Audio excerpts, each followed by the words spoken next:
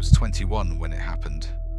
I worked late shifts at a small diner on the edge of town, which meant catching the last bus home around midnight. The streets were always quiet by then, just the occasional passing car, the hum of the street lamps, and the sound of my own tired footsteps. The bus was nearly always empty at that hour. Sometimes there'd be one or two other people, but that night I was completely alone. Just me, the driver, and the steady rumble of the engine as we made our way down the dark streets. About halfway through the ride, the bus pulled over to let someone on. A man stepped inside.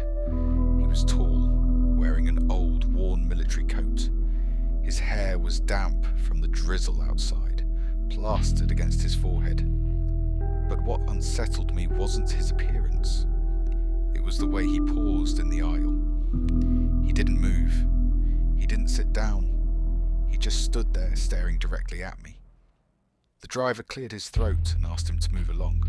Eventually, the man did, sliding into a seat just 2 rows behind me. Close enough that I could hear his slow, deliberate breathing. For the next several minutes, I could feel his eyes boring into the back of my neck. Every time I risked a glance over my shoulder, he'd be smiling. Not a normal smile. It was stretched too wide, twitching at the corners, never reaching his eyes. I kept my gaze forward, gripping my bag tightly. Finally, the bus pulled up to my stop. My heart was racing as I stood up, but as soon as I did, so did he. I froze. The driver must have noticed, because his voice suddenly cut through the tense silence. "Miss, you forgot something." Confused, I turned around. He was holding out a bus ticket stub. I walked over, and as I reached for it, he leaned in and whispered, "Stay on. Don't get off." I sat back down without saying a word. The bus doors closed, and we rolled past my stop. Out of the corner of my eye, I saw the man's expression shift. The smile was gone.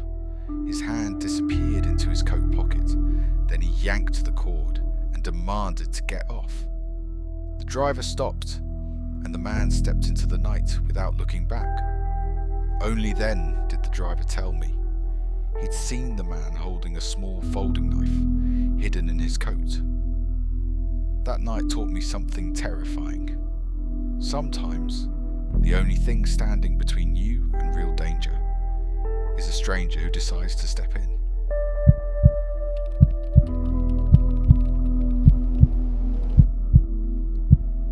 Years ago, my friends and I decided to go hiking in the Appalachians. It was early autumn. The air was crisp, the leaves were glowing orange, and the sunlight filtered through the trees like something out of a painting. One of my friends, Ethan, had found a secret trail on some obscure hiking blog. It wasn't listed on any official map, but he swore it had amazing views. Against my better judgment, we followed him. The trail started out normal, narrow, winding between tall trees, crunching leaves under our boots. But the further we went, the quieter it got. No birds, no wind, not even the sound of distant animals. Just our footsteps, echoing strangely through the stillness. After about an hour, we stumbled into a clearing, and at its centre was something that made all of us stop in our tracks. A perfect circle of stones, each one carved with symbols none of us recognised. Ethan laughed nervously and said it was some kind of Blair Witch setup, but no one else laughed. The air felt wrong, heavy, like the woods themselves were holding their breath. We decided to head back, but when we turned to retrace our steps, the trail was gone.